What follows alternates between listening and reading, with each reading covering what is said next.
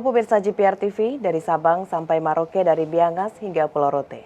Bertemu lagi bersama saya Bona Azarinisa dalam program Juru Bicara.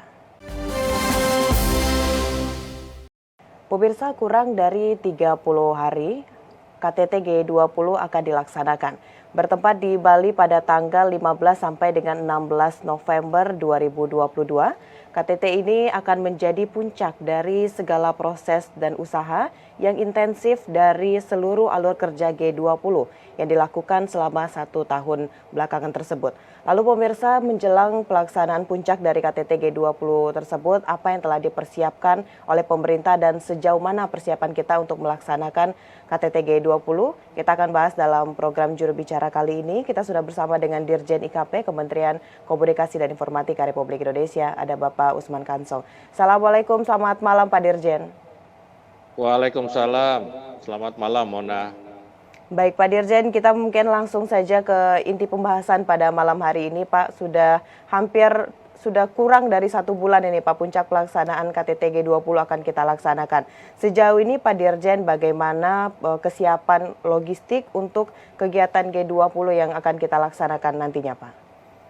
Ya, jadi seluruh persiapan terus kita laksanakan dan kita berharap akhir Oktober seluruh persiapan logistik sudah rampung.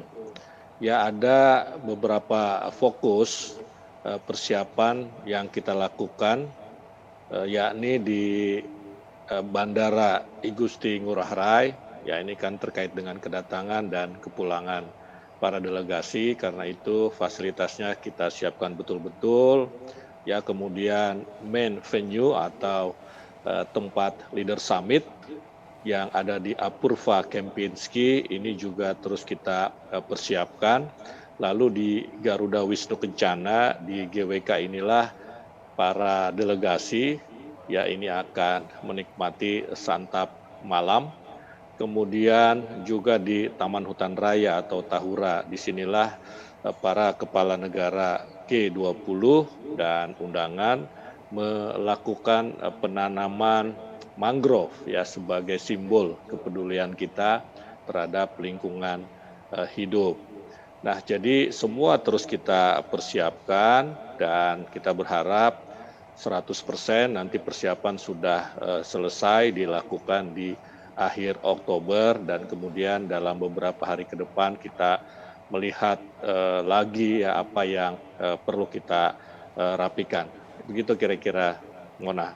Baik, persiapan terus dilakukan dan dirapikan oleh pemerintah. Selain itu Pak Dirjen, yang juga sangat harus mendapatkan perhatian adalah bagaimana saat ini mekanisme khususnya pada lalu lintas penerbangan. Kita mengingat nanti pada pelaksanaan puncak dari KTT G20 tentunya akan banyak pesawat dari masing-masing negara delegasi serta adanya keperluan pesawat-pesawat dari kepresidenan. Pak Dirjen, itu bagaimana mekanismenya Pak?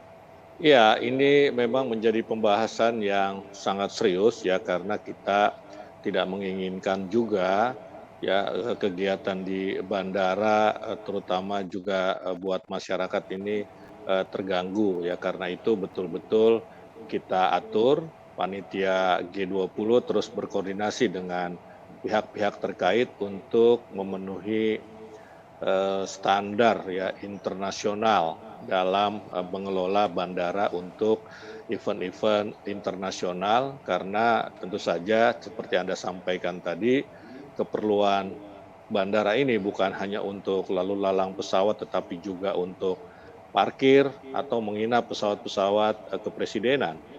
Kemudian pengelola bandara dalam hal ini Angkasa Pura telah menyiapkan strategi buka tutup bandara yang akan disesuaikan dengan jadwal seluruh penerbangan delegasi. Penerbangan komersial kita imbau, sudah kita koordinasikan dengan airlines ya agar memilih jadwal waktu, ya dapat memilih jadwal waktu, tetapi juga harus disesuaikan dengan jadwal buka tutup tadi itu begitu.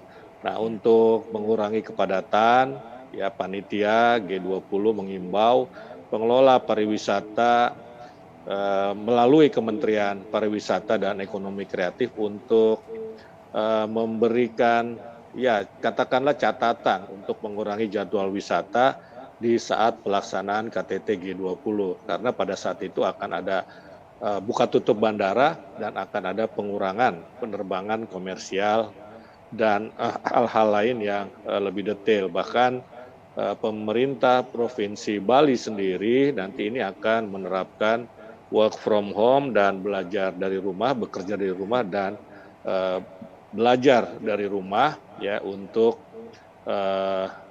wilayah-wilayah yang berdekatan ya untuk kabupaten-kabupaten yang berdekatan dengan lokasi G20. Baik, dari pihak bandara juga telah melakukan segala persiapan dan Kementerian Pariwisata juga telah memberikan beberapa himbauan agar nantinya pada akomodasi pesawat terbang ini dapat berjalan dengan lancar untuk menyukseskan KTT G20. Baik Pak Dirjen, kita juga masih akan membahas mengenai kendaraan yang akan digunakan pada pelaksanaan KTT G20 di Bali nanti. Namun Pak Dirjen, kita akan jeda pariwara sejenak. Pemirsa tetap di program Juru Bicara.